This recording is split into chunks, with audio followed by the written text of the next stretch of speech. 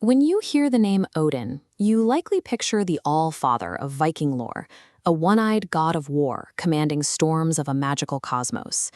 Investigating his origins reveals a different starting point, a flesh-and-blood human being who walked the earth centuries before the first Viking sail was raised. Welcome to the Woden Files. To find him, we have to look past the campfire myths and open a historical cold case, relying on hard, multidisciplinary evidence. Our investigation follows three distinct lines of inquiry: ancient historical texts, the microscopic traces of ancient DNA, and migration-age physical architecture. Verifying a human Odin changes the way we view the origins of Scandinavian identity. Let's open File 1, the paper trail. Long before the famous Viking sagas were written, early medieval chroniclers were already documenting Woden's existence as a ruler. Historians like Bede in the 8th century and Ethelward in the 10th explicitly recorded Woden as a king of the barbarians. They placed him at the root of English royal genealogies, citing him as a factual human progenitor.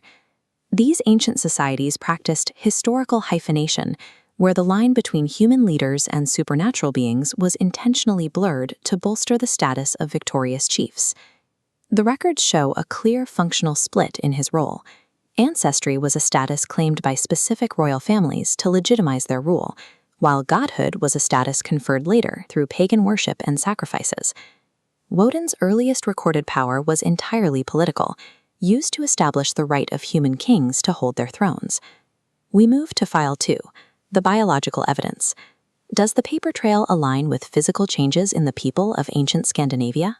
To find out, researchers extract ancient DNA directly from freshly excavated remains using strict contamination protocols to ensure the samples are authentic. This chart shows the genetic makeup of Denmark over time. Starting exactly at AD 1, older Neolithic hunter-gatherer lineages, haplogroups U4 and U5, rapidly dilute. Simultaneously, a new trend line for haplogroup I spikes, reaching 13% in ancient samples, significantly higher than in modern Danes.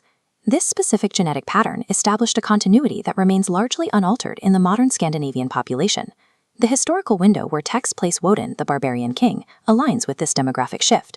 The arrival of new migration-age leaders matches the influx of new DNA. We turn to File 3, the crime scene, investigating where these migration-age leaders consolidated their power. This requires a re-evaluation of the Hof. Archaeologists have identified two distinct structures. The first are massive, multifunctional aristocratic halls, used for political representation, dwelling, and ceremonial banquets. The second are smaller, exclusive cultic buildings nearby. These structures were dedicated specifically to religious acts, containing animal sacrifices and amulet rings. These settlements were not isolated. Wealth and silver flowed into Scandinavia from the east along river systems, connecting these local warlords to a wider Eurasian economy. In this era, religion and politics were inextricably linked. The infrastructure was designed specifically to support wealthy, internationally connected leaders. Royal genealogical texts, genetic shifts, and political architecture all point to the migration age as the era when the Woden figure emerged. Woden was a historical warlord whose impact was so profound that his descendants eventually elevated him to an abominable dignity, transitioning the human leader from an ancestor into a cultic icon. Modern Scandinavia was forged in the movement of people and trade across ancient Europe. In the volatile landscape of the migration age, the right human leader could become a god.